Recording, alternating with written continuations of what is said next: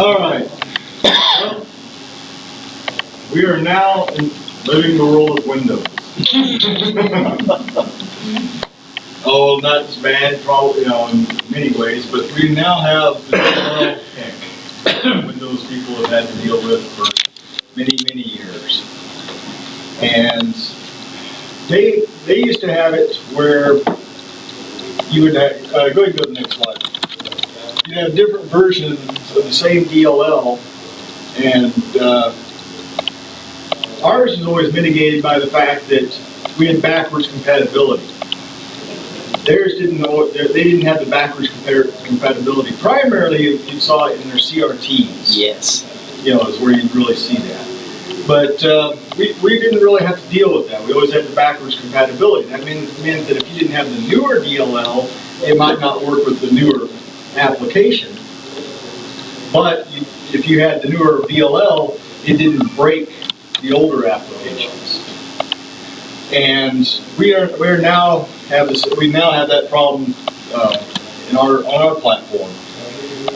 Sometimes it comes from the same versions of the DLL, but built with different tools. It might be the Z.DLL built with KLibC versus built with EMX. It'll work with one set of applications built with one set of tool chains, but not work with the applications built with the other set of tool chains.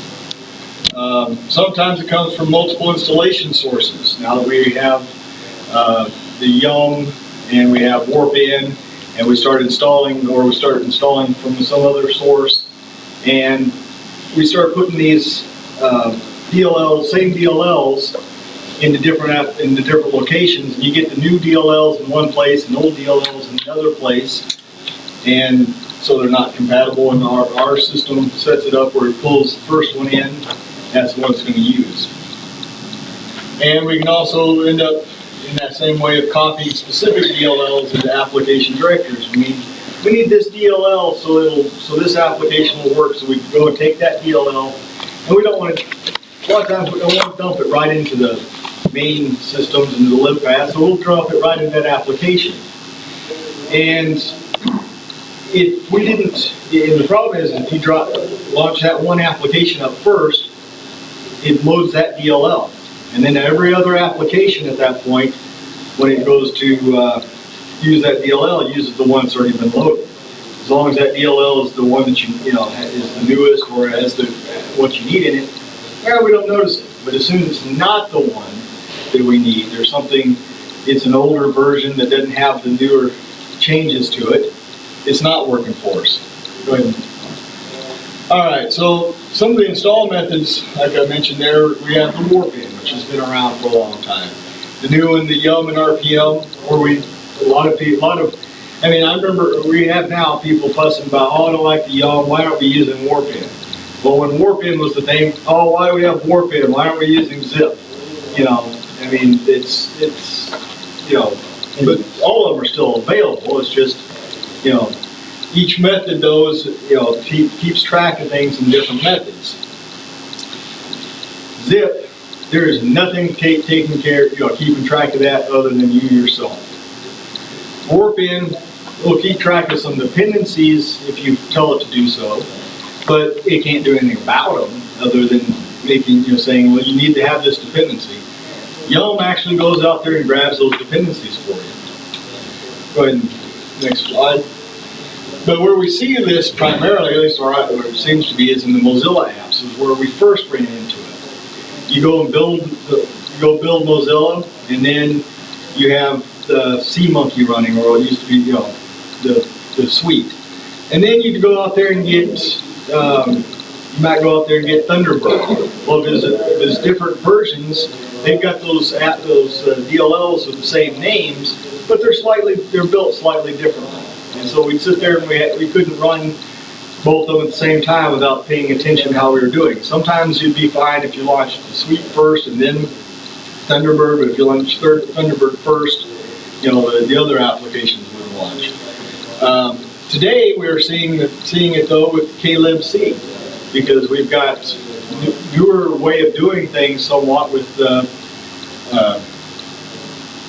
forwarding, and they get the newer versions being put in by RPM, but then we have the older versions that were put in by manually or warp in, they were put in different locations. And so people start updating them with the young, but we're got our system set up where it's pulling on the older ones that were put into our ECS bin rather than user lib.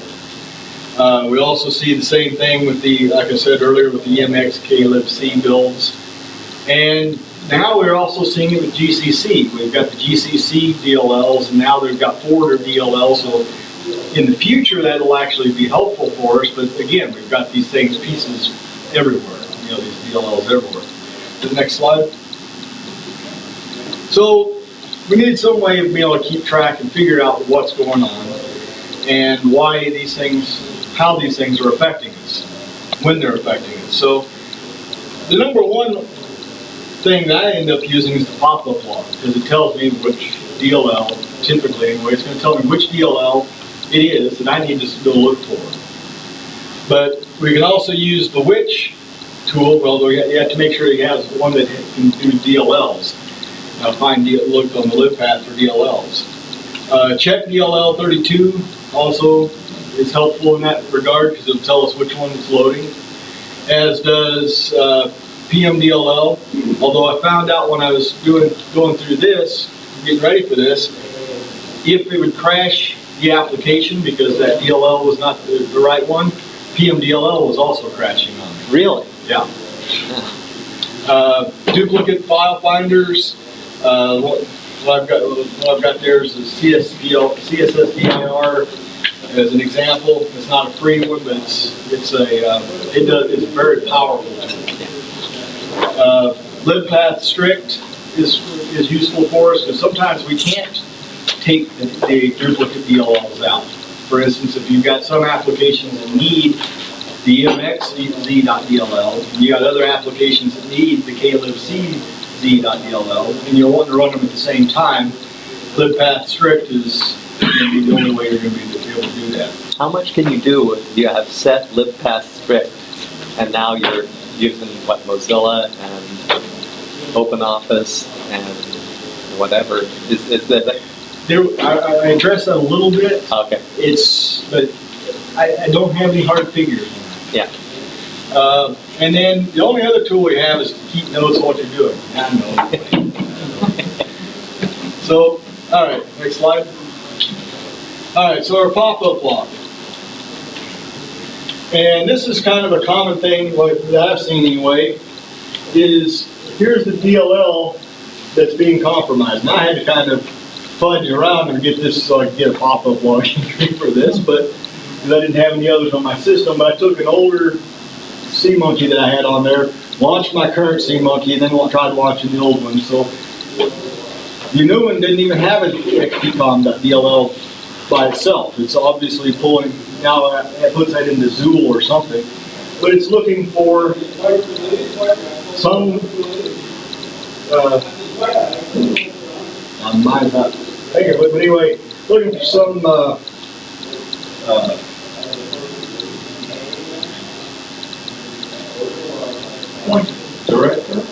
pointer, module is a good word. It's not the right word for this particular, but it is module. It's looking for a module that doesn't exist in the one that's currently loaded. So this is often helpful for determining what it is that's crashing. Because you sit there, you try to launch the application, and it just goes away. You're like, why did it go away? Go look at pop-up log, and you start seeing these things where it's pointing. It's got the little arrows that telling you that there's something about that DLL typically. All right, next slide. And that's one place that the check DLL can be handy then, is it's saying, okay, it's trying to load this one. Okay, it loaded that file over here. Loading this deal. Well, it couldn't load that one. And it gives you the messages, and then it tells you where it's trying to load this. And if you notice, this path is not the same place where I launched it, was launching it from, so it's not where I would have expected it. And that's because having the other one already loaded, this Zool.dll was already loaded, package. Then it tried to pull in the stuff from the older one, and they wasn't compatible. All right, next slide. And this is where, when I pulled it up, just on the XPCOM DLL. And a lot of times that's useful. I've cut some of that out down below, but here you can just see that this DLL is dependent upon all these other DLLs and whether or not it can load those DLLs. And when I tried to run it against the executable, it tried to load the XPCOM DLL, and again, crashed. It actually crashed the PM DLL application for the same reason. It tried to load it, couldn't do it, and then crashed it. All right, next slide. All right, so this is about our only actual fix. Now, once we sit there, other than, well, let's go back one slide. So now, with this tool and the ones previous, you can sit there and determine, okay, this is the DLL that's not loading. In this case, the XPCOM DLL. And in this case, why is because the other one was, we saw on the last script slide there, it was because the DLL was loaded from another location. And you can look at that and say, okay, in this case, I don't need them both running. I'm going to close one of them out, launch the other. Or it could have been that the reason that one was being loaded is because it was in the LIBPATH, and you say, oh, I didn't know that one was there, and remove it. Or that it was in the application directory on the other one. In this case, it was supposed to be there, but it could have been one that you didn't want there. And of course, you could remove it. Next slide now. This is where you say, okay, I know that these things are in conflict, but I need them both. And I need them both at the same time. I need to either run Firefox and this version of Thunderbird at the same time. They're not compatible directly. Or I've got the ZDLL from both EMX and from KLibC needing to be loaded by two different applications, and those aren't compatible. So LIBPATH strict equals T. I could take a 1 as well. I can't remember. I think as long as it's set to something. I think it can take anything. Yeah, I think it can be anything. I think it just has to be set to something. T was, I think, what it was initially showed to us by Scott, but I think it would take anything as long as it's set. But T was our original thing. And what that does is allows multiple DLLs to be loaded with the same name at the same time. Now, the problem with that is, like Neil was saying, it's a shared memory. It's now going to be using that memory in two different locations, twice now. Because the whole idea of the DLLs is to load it once and then not have to use as much of it. So you're going to be using more shared memory. Now, how much is that going to actually impact us? I'm not sure. Because it seems like where we're running the problems is it doesn't really matter how many of them we're loading as such, is the fact that we need to load, if we load them high, that's where you try to run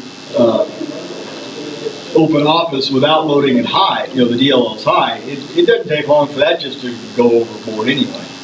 So if you can get, so if you're loading it high, I don't think it's going to impact us that heavily. But you still have to be, you still probably want to be kind of careful with it, because again, the whole point is to try to, of the DLLs is that they normally would be shared. There's a tool written by Rich Walsh called Run. And you can sit there and take that tool and launch executables so that you don't have to go and manually set the libpath script. Now what you have to do is you take this, and actually I should have added the .exe here, run bang.exe, you rename that to the executable name, like cmonkey. You need the bang on there, but then you can add I'm not sure if it's actually case sensitive, but I always see it in uppercase L. And the uppercase L says use libpath strict. Now, one of the things that Run also does is sets the begin libpath which the begin LIBPATH is necessary for this LIBPATH strict to actually work correctly. I'm not sure why that's the case, but if the LIBPATH strict is not, not LIBPATH, the begin LIBPATH is not set, it apparently does not, the LIBPATH strict actually doesn't work correctly. I think it was Rich Walsh that came across that it had to be loaded, that the LIBPATH strict, the begin LIBPATH had to be set. But so then, so if you've already got the DLL loaded and you have the LIBPATH strict, then it comes back in, it sees that you're wanting to load a different one. It will say, oh, this is a different one, but I can do it now because these are set. All right, next slide. All right, so one of our other tools is, like I said, take notes. And I know this is part of the reason you have things like the RPM YUM is so that you don't know what's going on. And it hides that from you. So you actually kind of have a limited knowledge of what it is and what's going on because it intentionally hides this from you. It's supposed to be doing that job. But most of us have a tendency not to just use RPM YUM. Everybody says, oh, if you're going to, you got to use RPM YUM, you got to just use RPM YUM. Well, none of us are going to do that, I don't think. We're all going to say, oh, I want to go get this, or I want to get that, and I want to test this, I want to try that. You know, I'm not going to wait for them to go update this. I'm going to put this in here. So you need to keep track of what you're doing then when you do that. Say, okay, I'm putting this file into a certain location so that I can test this out, whether it be in the LIBPATH or in the application directory. So if you think you have to put a DLL in an application directory, make sure you can find it later when something doesn't work. So when you launch this and then you launch something else and it's not working, you go, oh, you know, I kind of remember, and you kind of go look at what you did on your system, go look at your stuff, say, oh yeah, I put this in, maybe that's what it is. And using RPM, initially we've seen that it can cause issues. I mean, we've discussed that a little bit. I think Roger asked the question earlier about, oh, they started using this RPM YUM and we started seeing all these problems, and he was asking, okay, what have we done in YUMI to try to mitigate that? Well, initially it is causing some problems, but as it's more adopted and as people start using it, you know, you set up a new machine and start using it, it actually should help it should start mitigating the issues, because if you're installing things from YUM, there's no reason not to install something else that you can install from YUM, and if you can install that from YUM, you install something else from YUM. We'll start seeing less of it just because people are using it more and not conflicting in other ways, either installing by manually or installing with your Warpin packages.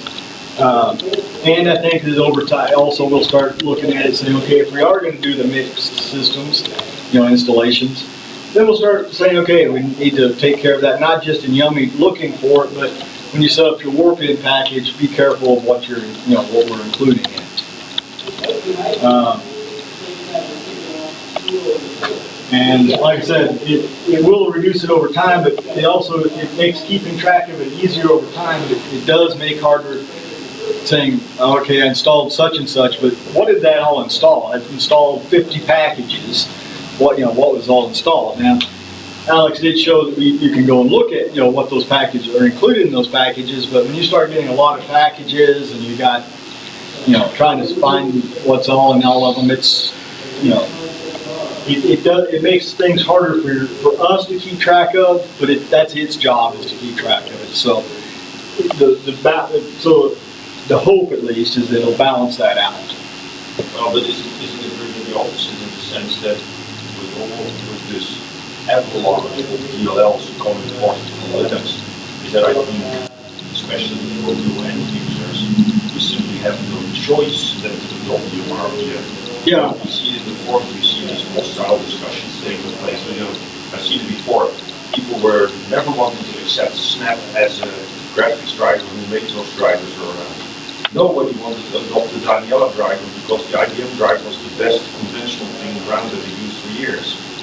But the only thing, as far as I can tell, that makes YUM RPM not adaptable currently, because we run into issues if we deployed initially on the system, but as far as I can tell, after it works, it takes a whole bunch of issues away from the end user. That how can you keep track of different packages with 200 different files in it?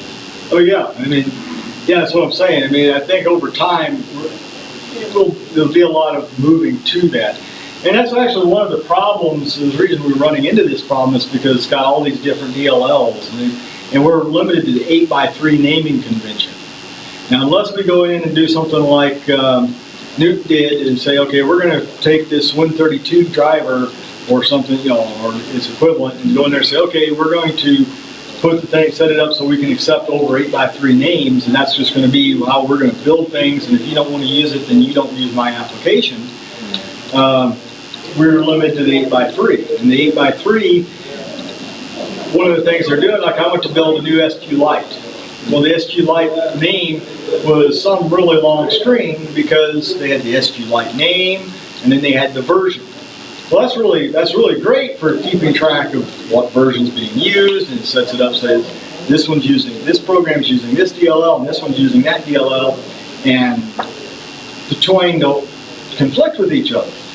But when they do, when you're limited to the 8x3, we can't put full version into the name. And so that also makes it where we have lot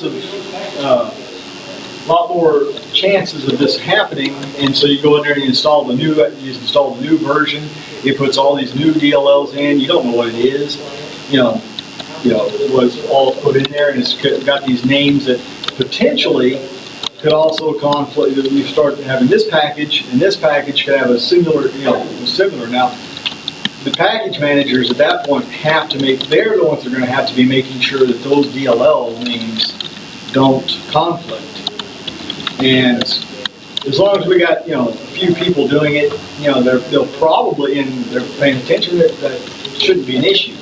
But if you actually started having more of these things out there, and especially if you're pulling in and saying, well, you're building the stuff, somewhere else, or somebody else has built it and put it out there, you can easily have DLL names that cross each other.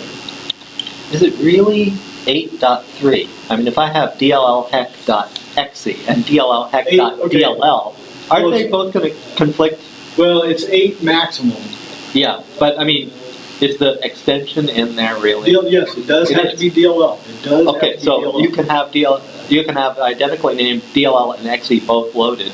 Yeah. Okay, great. Well, yeah, the DLL is the important piece of that. Okay.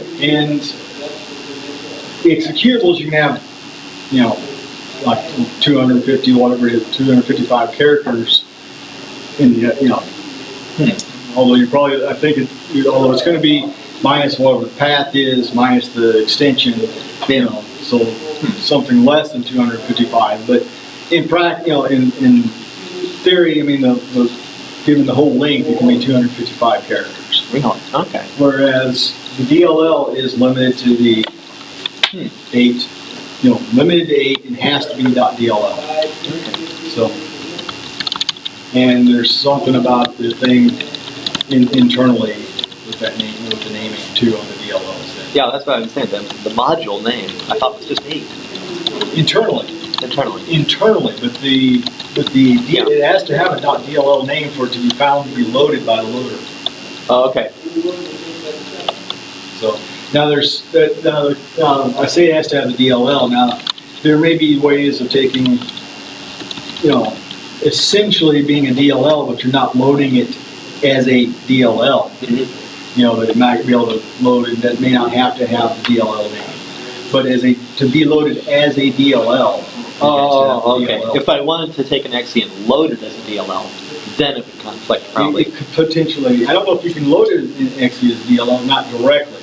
Now again, like I said, there may be a way to, like the graphics.bpd file or whatever, it may get loaded similarly to a DLL, but it's not a DLL, so it's not getting loaded as a DLL, so it's probably not going to be a, I don't think it's going to be a naming, run into this because it's not getting loaded by the loader as a DLL.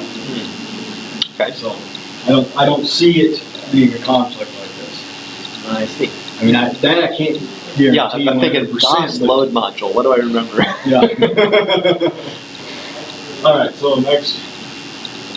All right, so there's been discussion of late for affecting this is the dot and the LIBPATH. You know, for a long time we've said to do, we always have done, and in my opinion, is probably the best way of doing things. But that's up for debate. Like I said, is whether or not the dot should be in the LIBPATH and whether it should be at the beginning of the LIBPATH. The dot being okay, whatever directory you're in now, I'm going to look for my DLLs in it first.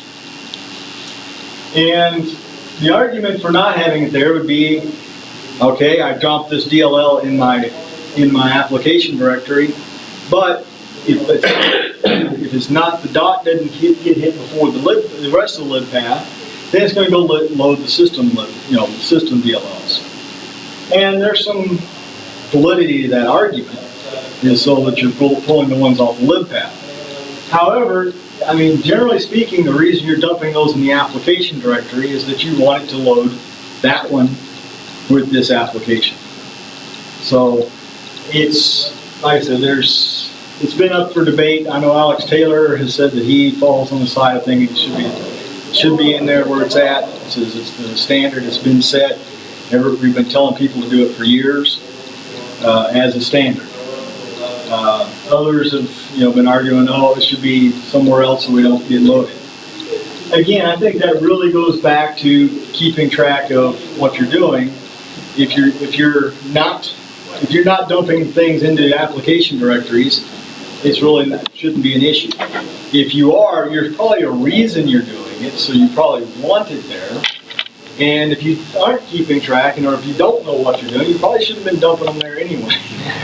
So, all right, next slide. All right, this is probably going a little faster than anticipated to go, but I do want to leave quite a bit. Did want to leave a lot of time for questions because this is really, I mean, there's not much more to it than that in general terms, but is there something that has come up, or there's questions that y'all have had about it would be useful? I don't know if there's anybody on the, at this time of day, I don't know if there's anybody on the. Yeah. When you're installing the new Firefox for the first time on a fairly new e-com station, you're going to get conflicts, right? I don't remember exactly what all of them are, but in a way, it would be nice to just say, look at, here's the troublemaking DLLs, here's the ones that are blocking Firefox from running, and just have that sort of in the README and say, here, there's only like 3 that are going to be in conflict, and it's because they were originally there in e-com station pretty much, and people could install anything, right? But here's one that's just obvious. I got e-com station, I put the new Firefox, it didn't work. It's so simple, and there are just a few culprits. Well, there's a couple of things because of the way that it works out. It could be, sometimes the DLLs seem like it'll load and things seem to work at first. Yeah. And then you get odd things that I don't understand. It's because we had an update that fixed something in libc, in one of the libc modules, but they didn't give it a new name, so therefore, because because they saw it right away and they put one package out and they replaced it with the other package, but somebody still got a hold of that package, or they did the little updates to it, and so you got this libc out there that it doesn't cause a crash necessarily. Mm-hmm. It just something doesn't, or maybe it does crash, but it's odd. It's not like when I showed up there. It was because there was a problem in that DLL itself. Yeah. And so now we've got, and that's more like what our initial one was, because that one would still be backwards compatible. Yeah. It's just that the naming, that name, they didn't give it a new name. They gave, because it's still the same version. They just, fixed some little, nit that was causing a problem. We saw, because I think we saw, was it the last release? I don't know if it's the libc 065 or libc 066, where they put like one out, and then they put out 1 or 2 more on it or something like that. I can't remember which one it was, and then they And then they had one, because it was like, I think it was Paul was putting some builds out, and It was 065, because I remember I built the warpage package 3 times. So we ended up with 1, 2 with the original, then 2, then 3. yeah. Yeah. And so then depending on which one you had, you might have this And they were problem all or that named problem. exactly the same. Yeah. And if you're using, and actually if it was on, that's one place where Yum is going to be useful in the sense of, okay, so it's the same package, it's just being put back out there. Good to ask. Yum tells you that you're out of date, and you go update it. That's one thing. I mean, I don't particularly like Yum itself, Yum RPM. I've on the Linux side, I've had the thing crash often enough, and I have to try to rebuild the databases and stuff. It's the same thing I've had on OS 2. You know, the databases get corrupt or something messed up, and I got to fix those. I mean, I've had much better. I haven't used it in years, so many things could have changed, but I always had much better success with the Debian system than I have with the RPM Yum. But given what we have, we don't have Debian, we have Yum. It still takes care of some of the issues that we have. I mean, it does keep track, makes things easier to install. When we start having all of these dependencies, it's just much easier to go out there and install that than it is to go find all these zip files. Now, warp-in packages, that's not that bad. I mean, but that's not what most of that stuff is being packaged in, so it is what it is. There's not much we can do about that. But but one place that would be useful is instead of having to do 3 warp-in packages, which one do I have installed? Do I need to go? Is this a new one, or is this Yum just says, hey, you need to update? You know, that is an advantage to that system.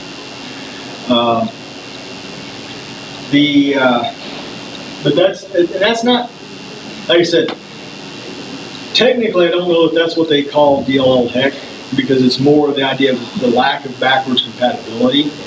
But in my mind, it is still, because even though we had backwards compatibility, if you didn't have the newer one and you had the application that needed the newer one, you had to go get a new DLL. Yeah. It's just that it was mitigated because you put the new one in, now you didn't have break all the old ones. That was the true, and really that was the true problem, was the fact that the new ones would break the old ones. And that's what we see to some extent, that's what we see now to some extent. It's again, the problem is that when you start, we haven't really even run into that fully yet, to be honest with you. We are not into the true issues with it yet. The true issues of it is when we start having these packages get updated more frequently. Because the Linux, where we're pulling most of this from, do not care about backwards compatibility at all. From what I can tell, they don't care if something's backwards compatible or not.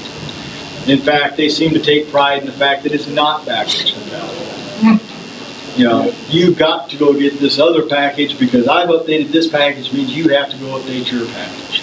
That seems to be, although but they also have easier ways to work around that. They use create links to stuff all the time, and so they can get around some of that more easily than what we really can. Because they can load multiple DLLs with the same name.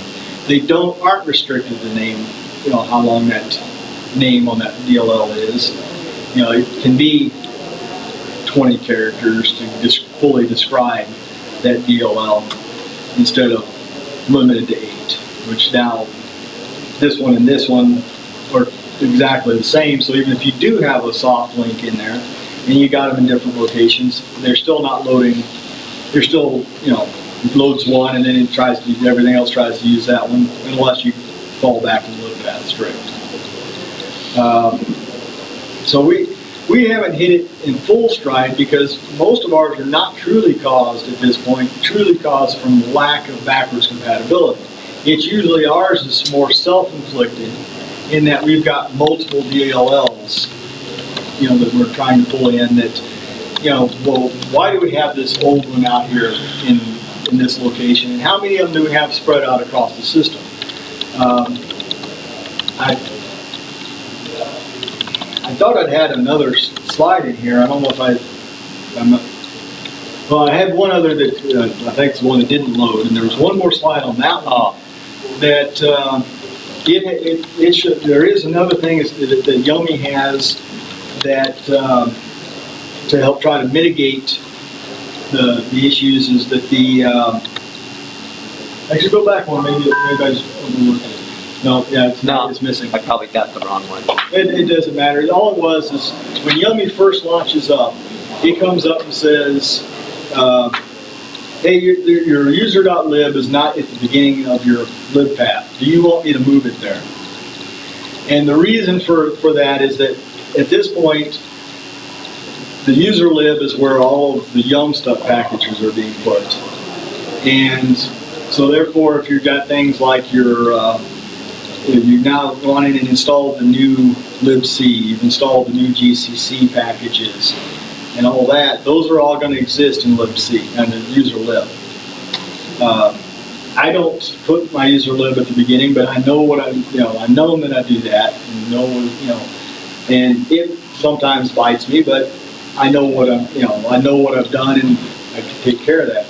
But it gives you that opportunity to avoid those problems. And for the general user, that's probably the best way to go, is to put that user lib first, and then have the ECS DLLs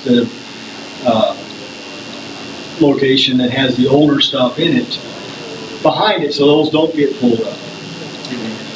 One of our issues has been, where we run into that also, is that we have the ECS DLL first, because that's where it's always been, and so then we have the user lib somewhere after that. And so then the newer DLLs aren't getting pulled up, and everything seems to be fine, for the most part, until it's not. And then you're trying to figure out why it's not. I just updated that. Why is that not working? It says I need such and such a newer DLL. I have that newer DLL. I just went through the whole process in Yum and installing that DLL. Why is it not working? Well, that'll eliminate some of that. Again, going back, it goes back to the idea of notes. And the fact that the Yum tries to make it where you don't have to keep track of those notes. That's its job. But there was also, I thought I either went past it too quickly, or maybe I forgot, I didn't actually get it put in there, but there was, I thought I had another slide in there for searching for duplicate DLLs. There's a couple of DLL files out on Hobbs that'll search for them. There's, like I said, I like the CSS-dir, although it's really, really powerful, but you also have to know what it is. It's not free, you have to, it's a purchase. There is a shareware version of it available in Hobbs, although it's about 2 versions or 3 versions behind the one that's on Hobbs. It's very, like I said, it's very powerful, but it also means that you also have to kind of know how to use it. There is a GUI, it's a command line program, but there is a GUI that you can use with it. But then there's one out there called FDupe and FD101, and like I said, I thought I had a slide that I put in there. I don't know if I didn't get it saved or what happened on it, but just do a search on duplicates and you pull up some of them out there. Any other questions? Yes, for duplicates, it's also there is also the X Workplace tool that is on Ecom Station kernel or OS2 kernel, and you can search duplicates on the well, it checks the config sys and it checks which. Do you have it there? Can you open it? Yeah, it's on system setup and kernel. And on system path. So you have LIBPATH duplicates. So see, Neil, you had. I have a few duplicates, don't I? So you can see the date. Well, they're the same. Well, Not always, not always. Ah. But you had to fix it manually. Oh, look right? at that. Oh, But that's it's nice a good tool. it's a good hint Yeah. to see. Oh, I have all this that could be a problem. That can be a potential problem. That's nice. Yeah. I didn't do that. Very So I go one by one and I try to have this list Uh-huh. as clean as possible. Ooh, that's Which very one? nasty. This is on the ecom station kernel. It's X-Workplace. Okay, export place. X-Workplace, but it comes on within Ecom system Station. folder in ecom station now, right? Has ecom station kernel, and then within that, the find duplicates button or duplicates button, and it brings up like the list of all the duplicates that are on the LibPath. Doesn't address the dot, okay? But that's all right. This is a big step. Where's the conversation from? The setup directory. Right. Yeah. And I think I recognize all the guilty parties for Firefox on here too. Maybe you can break mine I down. think you double click on this to get to it too. What? You just double click on it. Double click on it. Oh, Close to it. oh yeah, click. I believe you just double click on that. Yeah, it's the Very same. good. Oh, okay. Okay, didn't know I that. didn't know that. Nice. Nice. Okay. On system paths. So you can check the path, leave path. All the stuff here. So, well, it was. Very cool. Yeah, that's, And yeah, we really see the extent to which the user lib and ECSDLL Yeah. duplicate each other. See, but these are the same size, so I guess same day. So I guess they're not much problem. You it can looks find. like you've gone through and make, because those, if you look at your GCC ones there, Yeah, you did look, but gauging by the size, yeah, you copied those GCC DLLs yeah. from user lib into ECS DLL. Otherwise, they'd be a lot larger. Oh, okay. Because you see the size of this one, 29? Yeah, All these would be closer to that size. Well, not necessarily all of them, there's a couple of them might not have been quite as big, but those would have been closer to that same size. So these are all, because these are all forwarder DLLs. Yes. GCC1. So for that, I those, think I installed the GCC4 core, the new one, and that might have done it. that probably did it, and you may Yeah, have. but I know I didn't purposely do that, although it's a good idea. Well, yes and no. The problem is now if you're putting them in two locations, Yeah, then you got two locations you got to make sure get updated. that's true. It would actually be better just to delete them from Yeah. ECSDLL and keep So, them user lib. what probably happens, you install one through Yum, Yeah, and the other one you did that GCC core thing. right.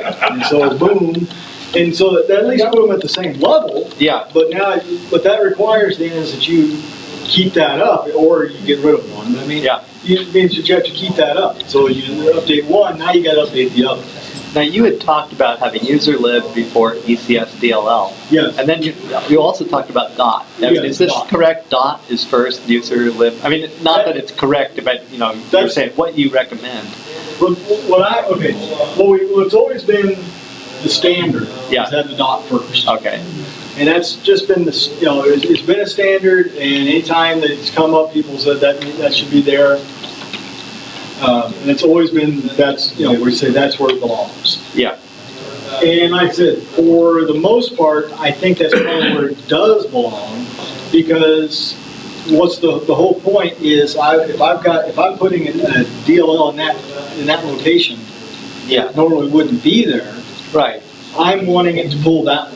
And this permits and enables that trick. Yes.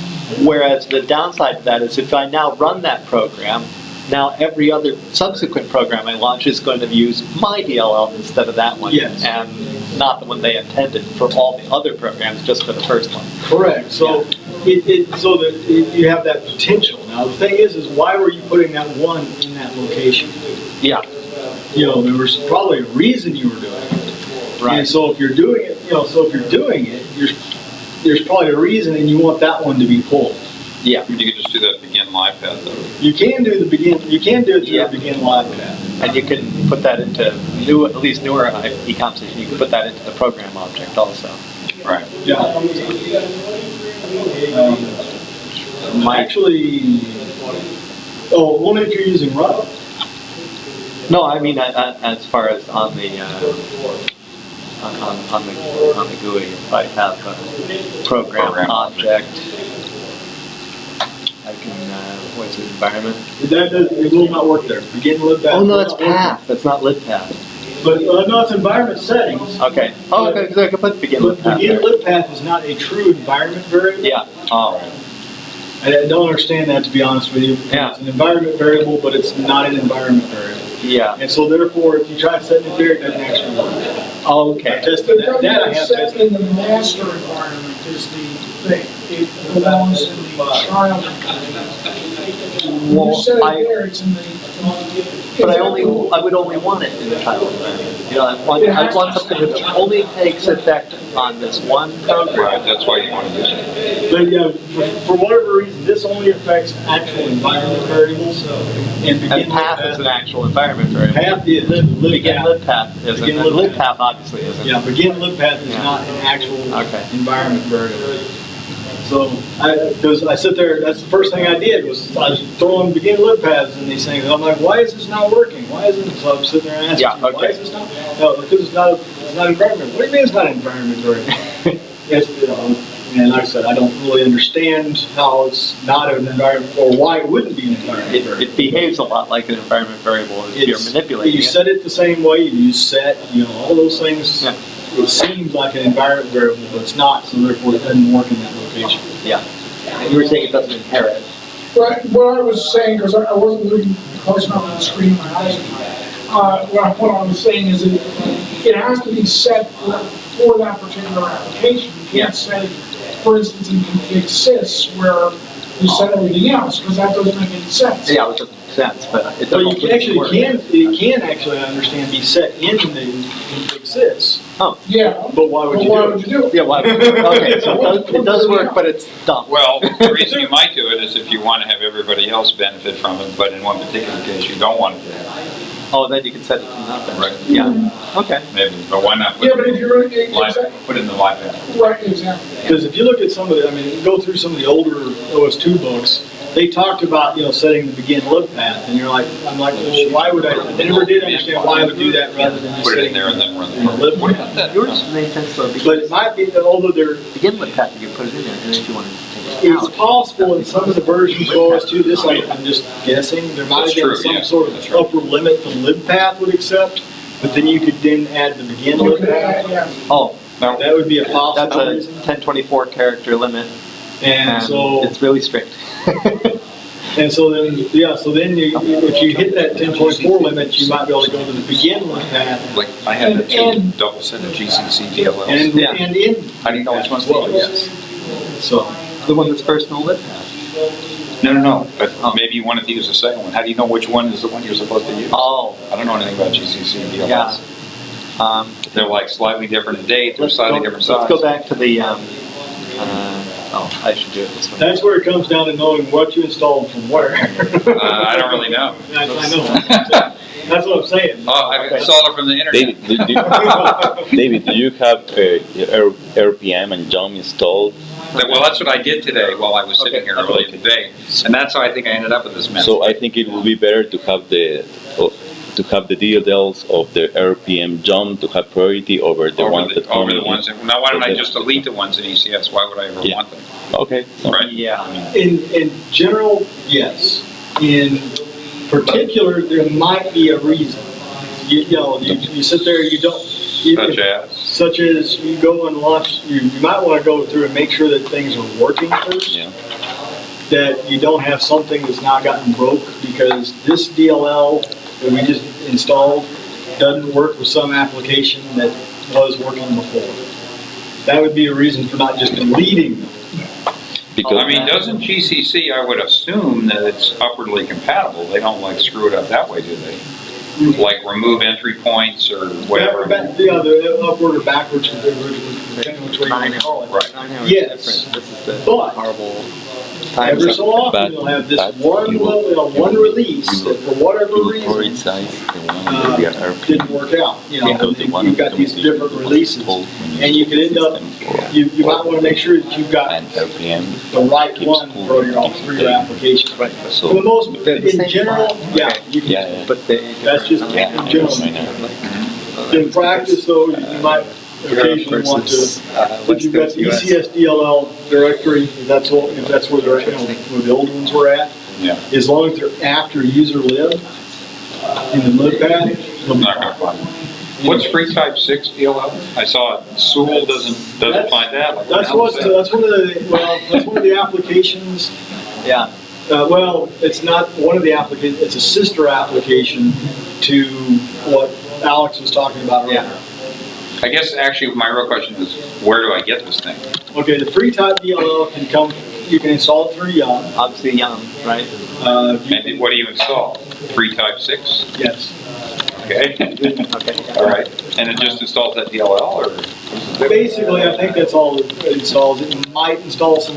Don't think I have lives, I don't have think Yummy it's- on the system, But I think it'll just install a DLL. Basically, what it is the free type 2, basically free type 2 DLL that works with applications such as Firefox, OpenOffice. It just has a different name for some reason. Well, it's the 6, I think it's because it's like version 6 or something like Yeah, that. Okay. It's got, who knows how the 6 got stuck on there. Yeah.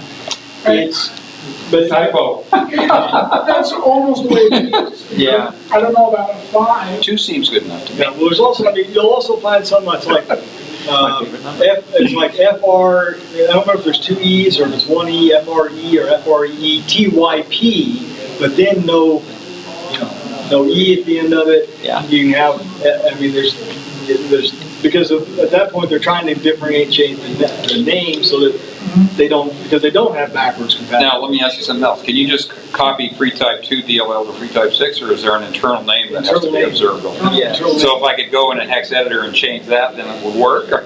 Well, potentially, but the Well, you problem could is. go in there with a hex editor and change it. Yeah. Stop that statement right Yeah. now. Work, not work, no idea.